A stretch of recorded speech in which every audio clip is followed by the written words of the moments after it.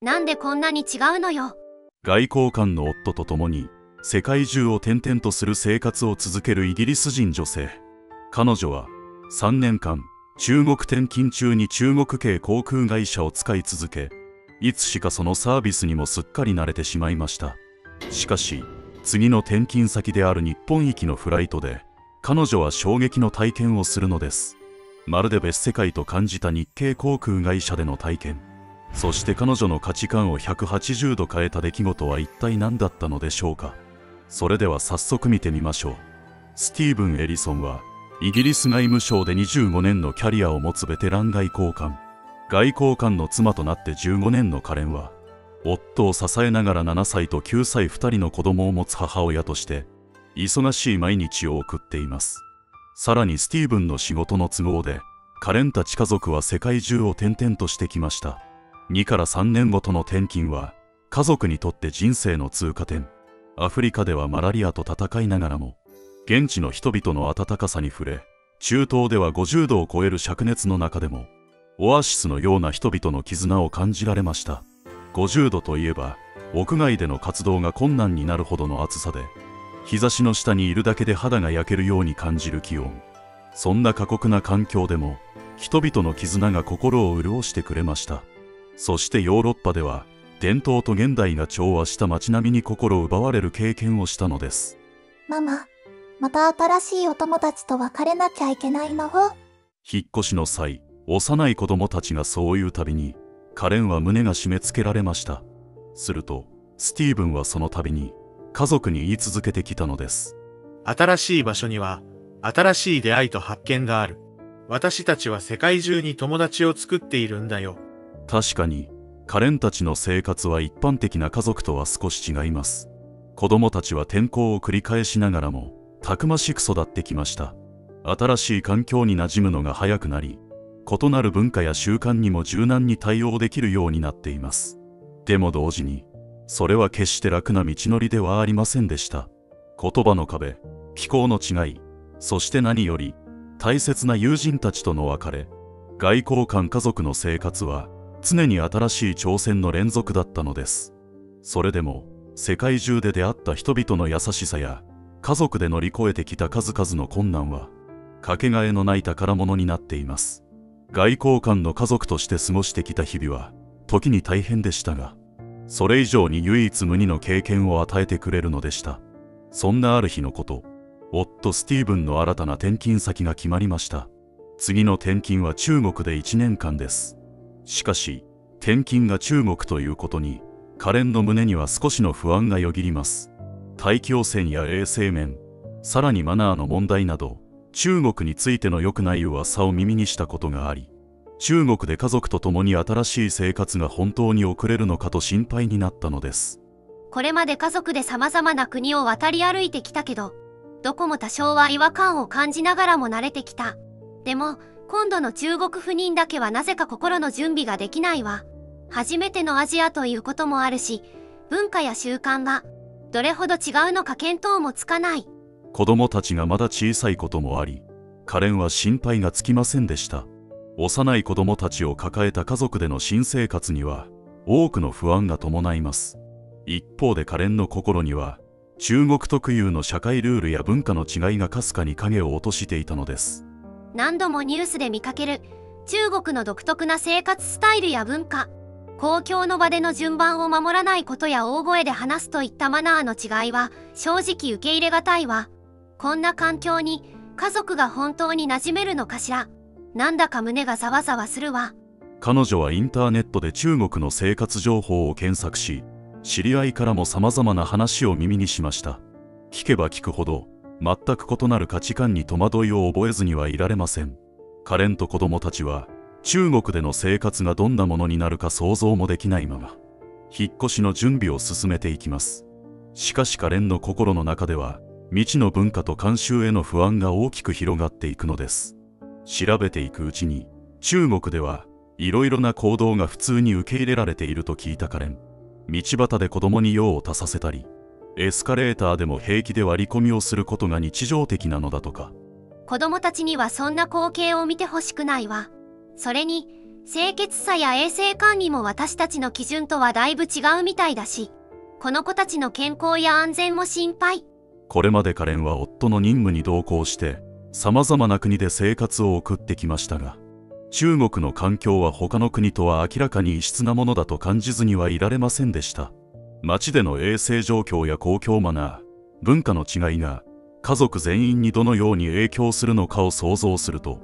不安は募るばかり。それに加えて中国では何をするにも大きな声で主張することが大切だとインターネットからの情報で知ったカレン。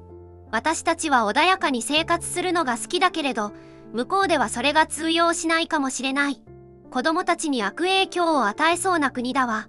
これから出会う人たちとうまくやっていけるのかしら。生活環境や価値観の違いが多いと感じながらも、カレンは家族のために新しい土地での生活に挑まなければなりません。しかし、まだ見ぬ文化や習慣がどのように家族の日常に影響を及ぼすかという懸念が拭いきれないでいました。結局、仕事の都合上、夫のスティーブンは一足先に中国に転勤。カレンは小学生になった息子、娘と共に、後から中国に向かうことになりました。しかし、初めて母子だけでの長距離フライトとなるカレンは、一層不安になっていました。普段のように夫と一緒であればビジネスクラスを使うところでしたが、隣席の距離が近いエコノミークラスで、長時間フライトに挑むことになったのです。スティーブンが一緒ならこんなに不安にならないんだけど、子供たちは7歳と9歳の小学生とはいえまだまだ幼いし、これが長時間フライトともなるとどうなることやら。しかも今回は格安で知られる中国東方航空のエコノミークラス。便利だけど、サービスにはあまり期待しない方がいいって聞くわ。チェックインを済ませ、重たいスーツケースを引きずりながら、子供たちの手を引いてカレンは搭乗口へ向かいます。長距離移動に備えてたくさんの荷物を持参したため、カレンの表情にはすでに疲れがにじんでいました。2人の子供の面倒も見なければならず、カレンの神経はすでにすり減ってしまったのです。座席に着いた頃には、すでに気疲れしていました。エコノミークラスに座ると、周囲には中国人の乗客たちがぎっしり。機内の混雑と狭さに加え、終始大声で話す姿が気になります。すでに疲れ切っていたカレンはようやく休めると思っていたのですが、周囲が騒がしくて休むどころではありません。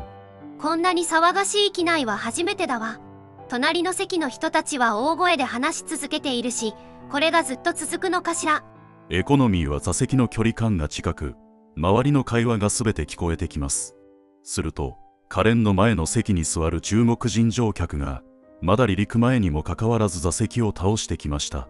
子供たちの座席空間が突然圧迫されたことにより、不安そうにカレンに身を寄せます。まだ乗客が搭乗中のこの時間、荷物の出し入れや座席への出入りも頻繁に行う方もいるでしょう。特に子供連れの乗客は、長時間フライトへの準備に忙しい時間、全席が完全にリクライニングされてしまうと、思うように動けません。普段はビジネスクラスで過ごすカレンですが、エコノミーの限られた空間で、2人の子供たちが窮屈に過ごしているのが気になります。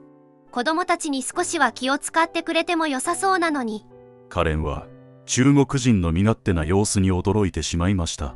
離陸後、カレンは子供たちが冷えないようにブランケットを頼みました。しかし、10分経っても一向に持ってくる気配はありません。何度も丁寧に呼びかけたにもかかわらず、ようやく来た CA も無表情のまま投げるようにブランケットを置きます。カレンが周囲を見渡すと、今回のフライトはエコノミークラスが満席の状態。そのためでしょうか、空席が全くなく、CA もイライラとしており余裕がない様子です。機内サービスにあまり期待を持たずにいたカレンは、仕方がない。とため息をついてただ時間が経つのを待つだけでした。ミールサービスが始まり機内食が配られると、カレンは子供たちがこぼさないように細心の注意を払います。しかし、周囲の中国人乗客たちはまるでピクニックのように食事を始め、驚くほど無造作に食べ散らかしているのです。順番なんてお構いなし、何か飲みたくなると、大声で CA を呼びます。待てない乗客は、CA がいるカートまで歩いていき、飲み物を要求。そんなやりとりが続くと、必然的にミールが配られるまでに時間がかかります。カレンたちがミールを受け取るまで、1時間以上も待つことになりました。そしてミールサービス終了後、周囲を見回したカレンは唖然とします。まさか、ここまでとは。カレンは思わず驚愕してしまいます。食べ終えたお菓子の袋やペットボトルを床に置いてそのままなの？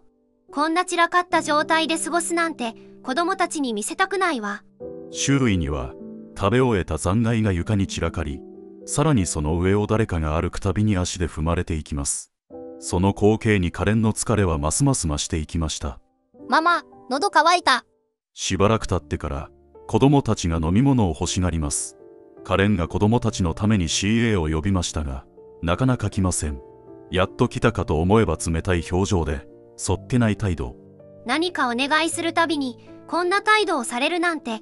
子供たちもストレスを感じているみたいだし、私たちが邪魔にされているような気分になるわ。精神的に疲れていたカレンは悲しい気持ちになってきました。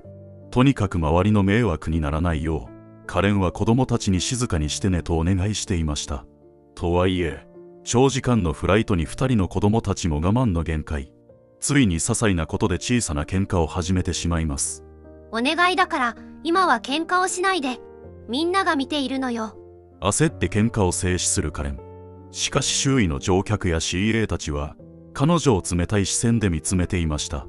さらに CA は他の乗客の対応に追われ、カレンのように子供を抱えた乗客への気配りは後回し。むしろカレンに余計な手間をかけないでほしいとでも言いたげな態度です。 CA の視線が冷たいし、私たちは邪魔者に思われているんだわ。子供たちもストレスでいっぱいみたいだし、これではどうやって過ごせばよいのかわからない。スティーブンが一緒ならば心強いし、子供たちの面倒も一緒に見てくれるから、こんな思いをしなくて済んだのに。フライト中、カレンの気苦労は増すばかりでした。周囲の騒がしさと周りの乗客たちのじろじろとした視線に、彼女はただこの時間が早く終わることを祈るしかありません。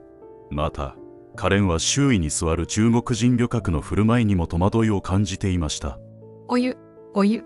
お湯ちょうだい。早く、早く。カレンの後方に座る中国人女性が通路を歩いていた CA を呼び止めたのです。そしてカバンからカップラーメンを取り出し、力強く指さします。CA は彼女からカップラーメンを預かり、しばらくしてお湯を入れて戻ってきました。しかし、それを見た他の乗客たちが次々と反応。周囲の中国人がこぞって自分のカップラーメンを取り出し、今度は一斉にお湯を要求し始めたのです。彼らはラーメンを手にすると、その場で食べ始め、さらに大声で談笑しながら盛り上がります。お湯が飲みたいから持ってきて。機内がようやく静かになったかと思えば、今度はお湯を飲むために再び CA を呼びつける始末。その時、機内ではシートベルト着用サインが点灯していました。もちろん彼らは気にする様子もなくシートベルトを外し、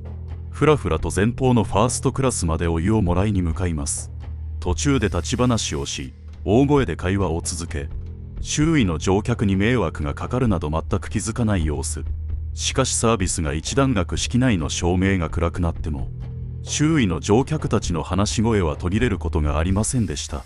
カレンは子供たちを寝かせようとしますが、周囲の騒がしさでなかなか眠りにつけません。この騒がしさでどうやって子供たちを寝かせればいいのかしら。深夜便にしたのに意味がないわ。子供たちも疲れ果てているのに心が休まる時間が全くないじゃないの。眠ることのできない子供たちはゲームをしたり大きな声でしゃべり大はしゃぎ。その様子に隣の中国人乗客は若干の不快感を感じているように険しい顔でカレンたちを見ながら仲間と何か話し始めました。言葉は分からなくともカレンには自分たちへの不満が含まれていることだけは理解できました。何を言われているか分からないけど、私たちが迷惑をかけているって思っているのね。こんな思いをしてまで中国に向かうなんて、この時間が早く終わってほしい。こうした中国人旅行者の態度は他のフライトでもたびたび問題となっているのだとか。例えば2014年12月11日、バンコクから南京へ向かうエアアジア FD9101 便では4人の中国人観光客が機内でトラブルを引き起こしました。彼らは席が離れていることに怒りをあらわにし、 CA に文句を繰り返し始めたというのです。この便は満席だったため CA が事情を説明。しかし4人は納得せず、しばらく文句を続けます。ようやく座席に着いた後も彼らの迷惑行為は止まりません。しばらくすると4人のうちの1人が再び CA を呼び、カップラーメンにお湯を入れるよう要求。 CA が気流の乱れでお湯を提供できないと丁寧に説明しても女性は納得せず、激しく抗議を始めるのです。お湯も出せないのか？金を払っているんだからサービスしろ。いい加減にしろよ。やがて離れた席にいた仲間の男性が CA に声を荒げながら近づいてきて激しく抗議、さらには爆破してやると脅しまで口にしたのだとか。ようやくシートベルトサインが消え、お湯が提供されました。ところがなんとこの女性は持ってきた CA に向かってそのお湯をぶちまけたのです。 CA は驚き、顔を手で押さえ、周りの乗客も騒然。騒ぎを聞きつけた他のスタッフが対応に駆けつけましたが、騒動は収まりません。飛行機を降りたい。ドアを開けろ。仲間の中国人もさらに大声で CA に詰め寄り、そのように叫びながら窓を叩くありさま。最終的にこの便はバンコクに引き返し、4人は空港で現地警察に逮捕されました。この事件は中国国内でも広く報道され、非文明的な振る舞いとして大きな批判が巻き起こります。中国国家観光局もこれに即座に対応。4人をブラックリストに載せるよう命じ、今後のパスポート発行やビザ申請に影響が出る可能性があると発表したのだとか。カレンは中国人旅行者の迷惑行為やマナーに関する問題を目の当たりにし、改めて文化の違いに困惑したのでした。そして14時間以上のフライトを乗り越え、ようやく中国に到着しました。しかし長旅の疲れと未知の環境への不安が彼女の心に重くのしかかるのです。そんな大変なフライトから3年、中国での駐在も1年の予定がいつしか3年目を迎えていました。3年の間にすっかり中国での生活に馴染んでいったカレンと子供たち。当初は戸惑いや不安の多かった生活環境も次第に彼女たちの日常に溶け込んでいきました。気がつけばカレンは中国ならではの習慣や文化にすっかり馴染んでいたのです。出かける前に空気質指数のアプリで大気汚染を確認するのはカレンの毎日の日課。中国に来てからは空気の状態を気にするのが当たり前の習慣となっていました。外はまだ PM2.5 が高いみたいね。N95 のマスクをつけて出かけないとまた喉が痛くなっちゃうわ。 N95 マスクとは微粒子を 95% 以上防ぐ高性能マスクのこと。ウイルスや粉塵、大気汚染対策に使われ、医療現場や大気汚染が深刻な場所で特に効果的とされています。中国での生活が始まってしばらく経った頃、カレンは大気汚染の深刻さに気づいたのです。現在の中国では都市によっては以前よりも空気の改善が進んでいるものの、時期や地域によってはまだ深刻な大気汚染が続いている場所も少なくありません。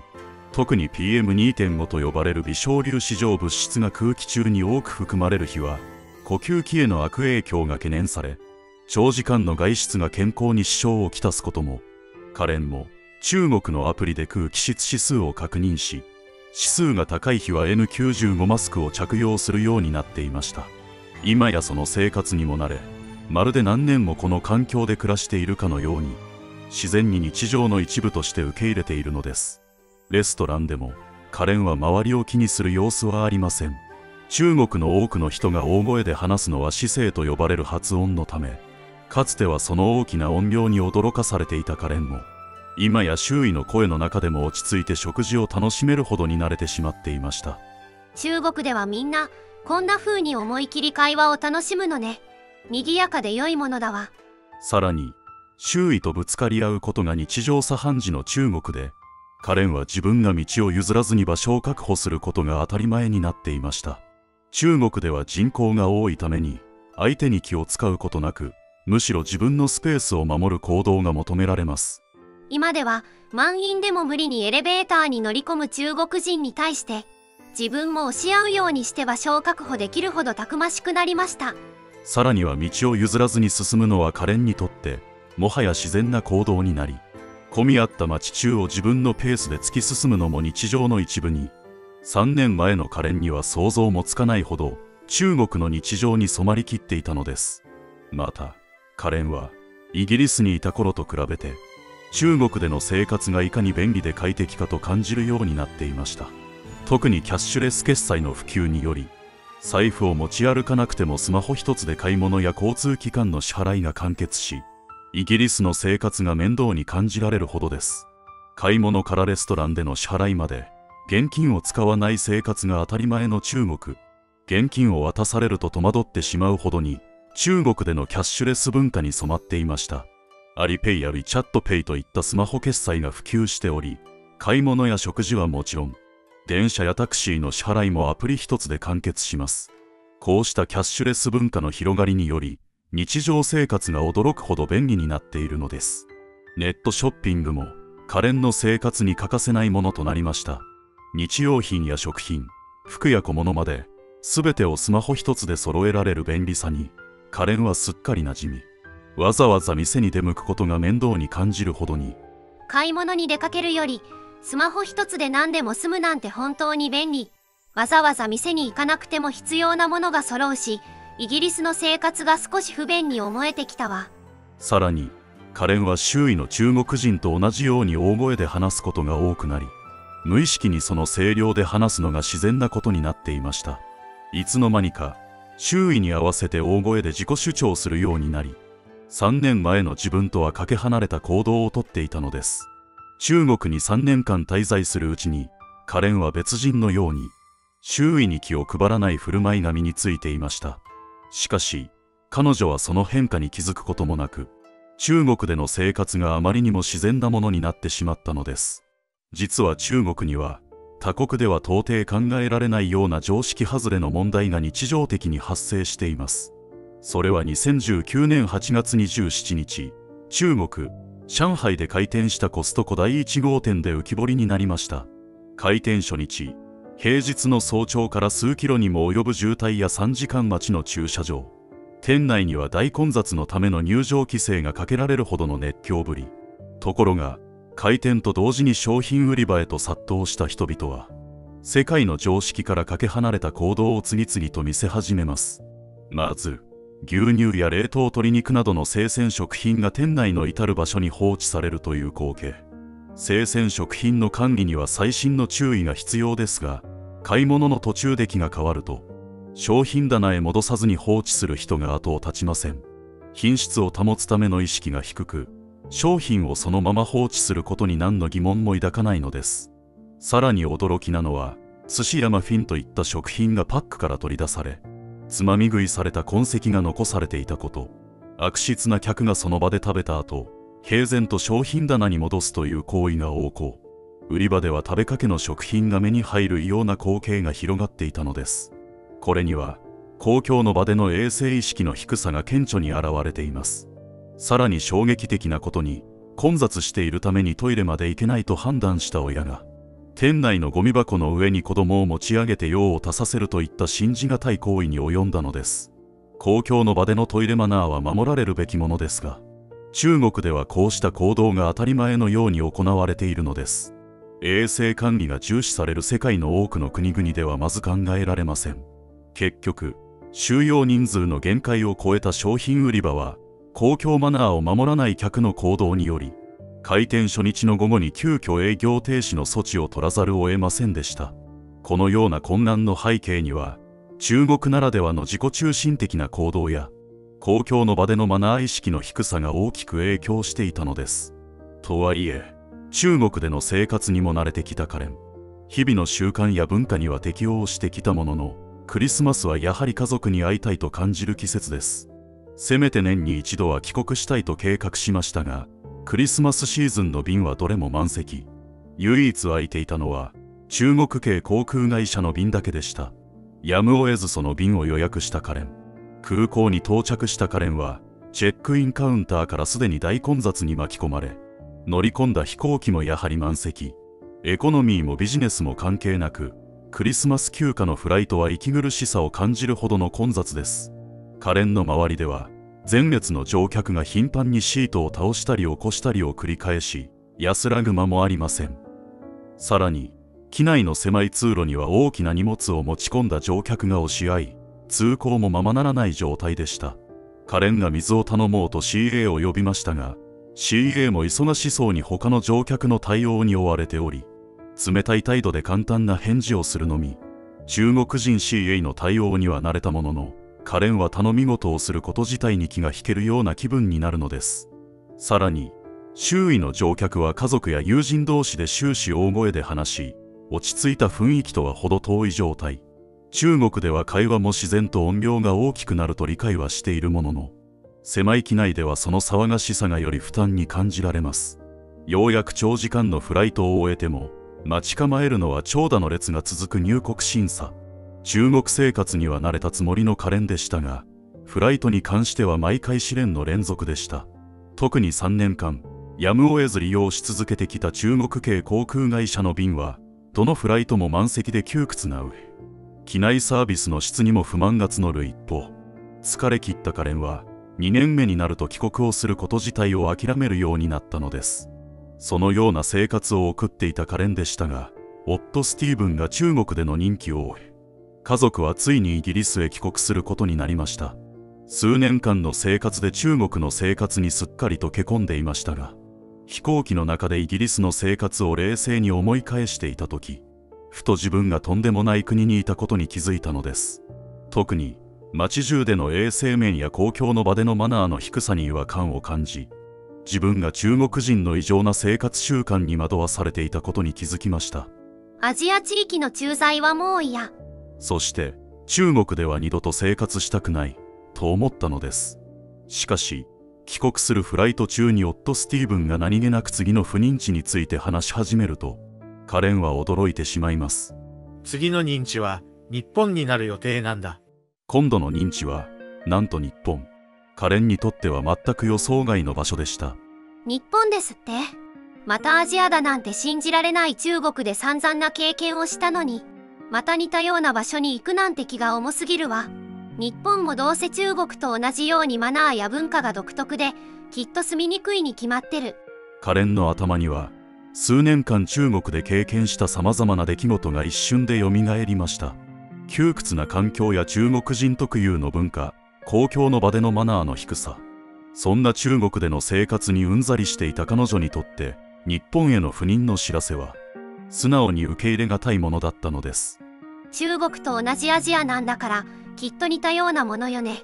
どうせまた、慣れない生活に戸惑うことになるんでしょうね。日本についての情報が少ないカレンは、中国での生活の延長として日本も中国と似た文化であると考え、同じように民度やマナーに戸惑うことが多いのではと心配になります。夫の前で口にはできませんでしたが、カレンの心情は日本へなんて行きたくない、と思っていたのです。中国での任期を終え、ついにイギリスに到着したカレン一家。飛行機を降りてヒースロー空港の入国審査に向かうと、そこには長蛇の列ができており、特に外国人の列は混み合っていました。中でも中国人旅行者たちは、一人一人が厳重に審査されており、入国の手続きがなかなか進みません。イギリスにある57の空港のうち、ヒースローは国際ハブ空港として最大。さらに審査が厳しいため恐怖の空港とも呼ばれているのだとか。イギリスの入国審査ってこんなに時間がかかるものなのね。カレンの言葉に、夫のスティーブンは入国審査について説明しました。イギリスでは国籍によって審査の厳しさが違うんだよ。スティーブンの話を聞きながら、中国人旅行者が次々と入国審査官に質問攻めにされている様子をカレンは目の当たりにします。多くの書類を提出し、いくつもの質問をされ、一人一人に5分から10分ほど時間がかかっていました。この空港の審査は噂通り本当に厳しいみたいね。中国人には特に厳しそうに見えるけど。その時、カレンは隣で別のアジア人グループがほんの数秒で入国審査を終えていくのを目にします。彼らはどうやら中国人ではなさそうですが、入国審査官とほとんど言葉を交わすことなくスムーズに通過している様子に、カレンは驚きを隠せません。どうしてあの人たちはあんなにあっという間に審査をパスできるの？よく見ると、そのアジア人たちは自動化ゲートも使えるようです。あれは日本人だよ。日本のパスポートは世界でもトップクラスの信頼があるから、イギリスでも特別な扱いを受けられるんだ。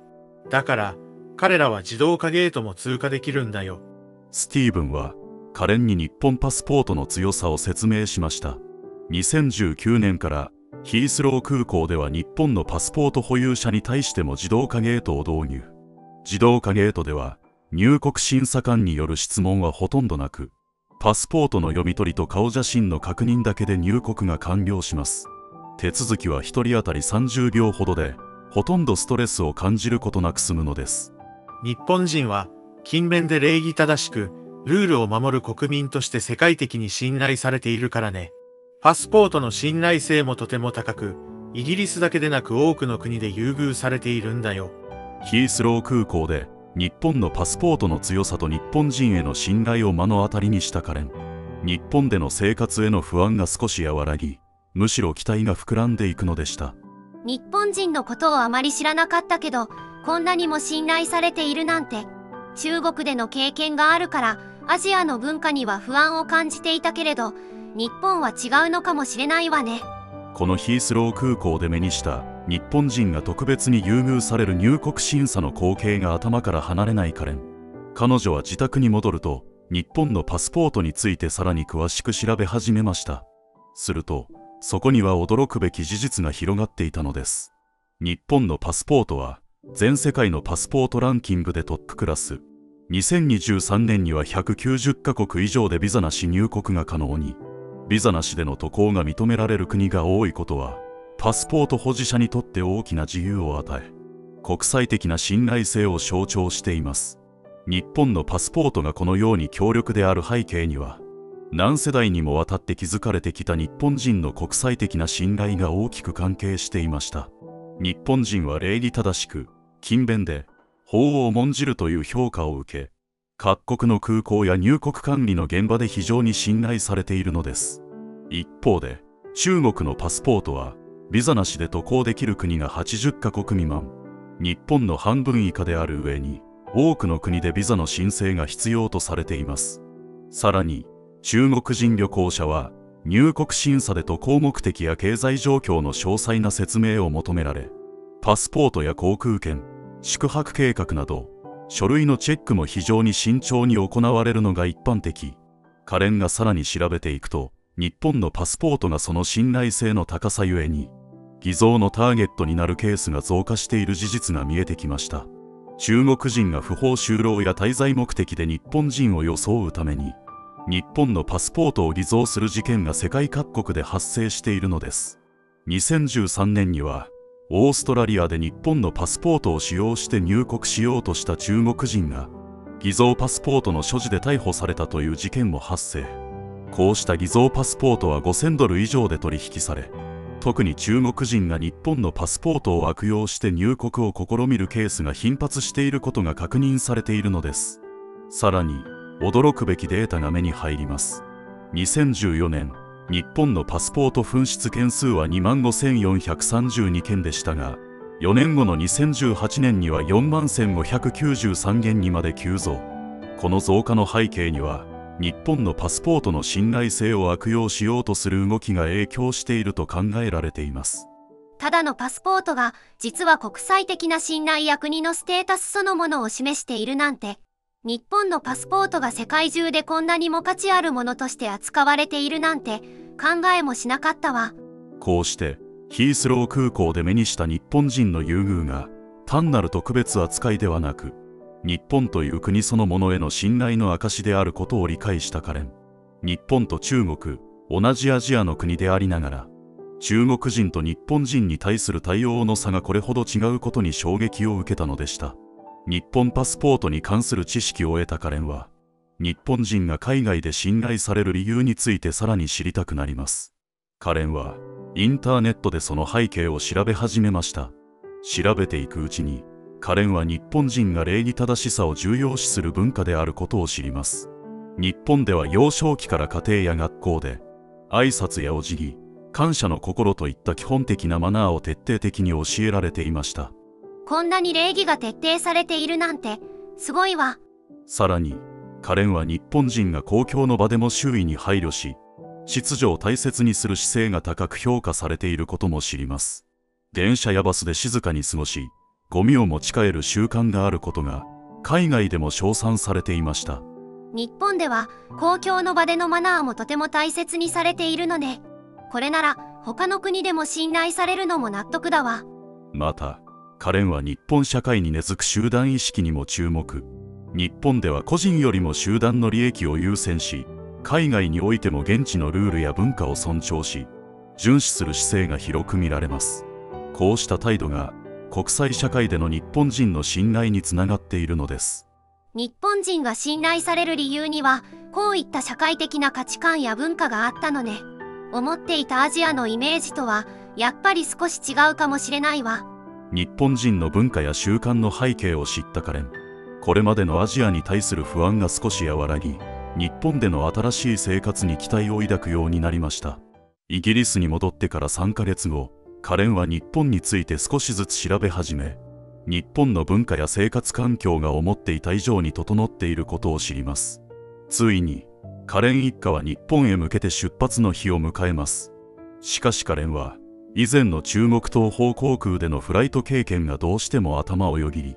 日本行きのフライトにも少なからず不安を抱いていました。アジア行きのフライトと聞くと、どうしてもあの時のことを思い出してしまうのよね。子供たちが騒がしい機内で落ち着けるのか、正直不安だわ。そんな中、不安を抱えたカレン一家がチェックインカウンターに向かうと、日系航空会社のスタッフは穏やかな笑顔と丁寧な対応で迎えてくれました。チェックインの荷物はこちらだけで間違いございませんか？きちんと確認をしながらも、笑顔を絶やさず一人一人の乗客を丁寧に対応している雰囲気からは、安心感を得られます。搭乗手続きが終わると、スタッフが荷物を丁寧に扱いながら親切に指示をしてくれる様子に、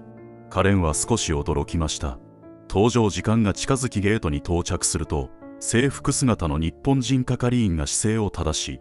満面の笑みで乗客を迎えてくれます。本日はご搭乗いただきありがとうございます。丁寧に一礼しながら挨拶をする地上係員。その仕草は端正で、声のトーンからも温かな歓迎の気持ちが感じられ、まるで特別な客として扱われているような印象を受けるほどでした。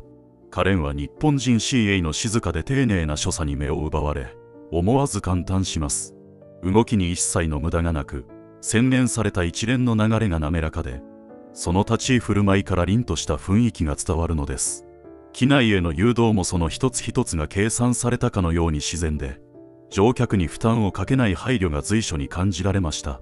日本人 CA の立ち居振る舞いには、乗客に対する深い敬意と、乗客の快適さを第一に考える姿勢が現れています。カレンは、これまでのフライトで見てきた中国人 CA のサービスとつい比較してしまいました。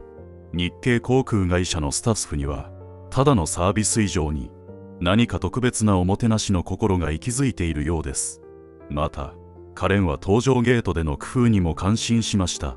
搭乗開始時刻の少し前に、小さなお子様連れの乗客が最初に呼ばれ、優先的に搭乗していくのです。たくさんの手荷物やベビーカーを携えた子供連れの動きがスムーズに進むように、CA や地上係員は手際よく彼らを誘導。スタッフたちはにこやかに案内をしており、不安そうにしている母親は見当たりません。混雑しがちな搭乗口でも焦ることなく次々と子供連れが機内に案内され、一般の乗客が案内される頃には、彼らの準備がほぼ整っていました。このような配慮のおかげで、搭乗がスムーズに進みます。他の乗客も快適に機内へと入れるよう工夫されていることにカレンは感心してしまい、夢中になって見ていました。離陸前準備も、これまでカレンたちが経験してきたものとはまるで別物。CA が率先して荷物の収納場所を指示したり、年配者や子連れ旅客に対しては援助する姿が見受けられます。機内の状況を注意深く見ていなければ、これらの対応はできません。離陸前から日本人 CA たちの仕事に対する真摯な姿勢が伝わってきました。そしてカレンたちは、偶然にも赤ちゃんと幼児を連れた母親の隣の席に座ることになります。中国系航空会社での経験から、泣いた赤ちゃん連れの乗客に対して冷たい対応をする CA を何度も見てきたカレン。到着まで赤ちゃんが機嫌よく過ごせると良いのだけれど。カレンは赤ちゃんが乗っている中国路線の騒々しいフライトを思い出し、その赤ちゃんと母親が心配になります。しかし、彼女のその考えは覆されることに、座席に着いた母親は慌ただしく荷物の準備や赤ちゃんの対応に追われていました。何かお手伝いはございませんか？その様子に日本人 CA がすぐに気づき、丁寧にサポートを申し出たのです。母親が少しでも手がすくように荷物の整理を手伝う日本人 CA。赤ちゃん用のバシネットの準備も手早く済ませ、シートベルトサインが点灯した時の対応など安全上の案内まで丁寧に案内しています。子連れの乗客にこんなに親身に対応するなんて。あまりにも丁寧な CA の姿にカレンは驚きを隠せません。親子が座る席はバシネットが設置可能な最前列、トイレもすぐ近く、おむつ替えにも便利な場所でした。中国系航空会社では赤ちゃんを抱えた母親が窮屈な座席に座ることもあり、席の融通が利かないことが多いのが普通です。しかしこの日系航空会社では乗客が快適に過ごせるよう先回りして配慮している姿勢が伝わってきます。さらに母親が席で落ち着いて座れるよう子供用のドリンクを優先して用意。赤ちゃんと母親が快適に過ごせるよう細かなサポートを続ける CA の姿には配慮の深さが感じられました。離陸後の機内サービスにもカレンは感心します。CA は席を回る際、どの乗客にも等しく丁寧な対応を心がけており、言葉遣いや所作のすべてが洗練されていました。こうした姿勢は中国系航空会社でよく見かけるフライト中の CA 同士の雑談や乗客のリクエストをすぐに対応しない場面とは大きく異なります。またフライトが始まって間もなく赤ちゃんが少し泣き始めると、母親はすぐにおもちゃやミルクを用意し始めました。しかし赤ちゃんはどうしても泣き止まない様子。お困りのことがあればどうぞお声かけください。その時、日本人 CA がすっと現れて優しく声をかけ、赤ちゃんが興味を示す小さなぬいぐるみをそっと渡したのです。この小さな気遣いとタイミングに母親もカレンも安心し、赤ちゃんも自然と機嫌が良くなっていきました。ミールサービス時には一般の乗客よりも早く子供たちの食事が運ばれてきます。これも親子一緒のタイミングでミールトレイを出しても親はゆっくり食べることができません。まずはお子様から食べ始め、その後で親がゆっくり食べられるようにとの配慮なのでしょう。日系航空会社のキッズミールには星型のハンバーグ、キャラクターがデザインされたチキンライスのおにぎり、そしてカラフルなゼリーまでがついており、見た目も子供が喜ぶように工夫されたもの。さらに赤ちゃん用には月齢に応じたベビーミールが用意され、母親は安心して赤ちゃんに食事を与えられることに満足している様子です。子供が落ち着いて食事を楽しむ様子を見て、母親もリラックスできているように見えます。中国系航空会社ではここまで細かい子供への配慮はなかなか見られないわ。この光景を見てカレンは文化の違いを実感するのでした。その他、子供だけではなく一般乗客のミールサービスの際も配慮した対応が見受けられました。お食事の間、お座席の背を元の位置にお戻しいただけますか？ミールトレイを配る際、座席のリクライニングを元に戻すよう乗客に声掛けをする日本人 CA。これはリクライニングをしている人の後ろに座る乗客は食事を取りづらく、飲み物をこぼしてしまう可能性も高まることへの配慮です。日本人 CA の一歩踏み込んだ考えで、快適性と安全性にも配慮されていることが伝わってきました。座席に関しても、長時間のフライトを快適に過ごせるクッション性の高い座席、そして各席のモニターには、最新の映画や音楽、世界中のテレビ番組が豊富に取り揃えられています。乗客が自分のペースで過ごせる環境が、一つの座席に完璧に整えられていました。さらに食事に関しても、アレルギーや食事制限に応じたメニューが充実、希望に応じた個別対応が可能なのです。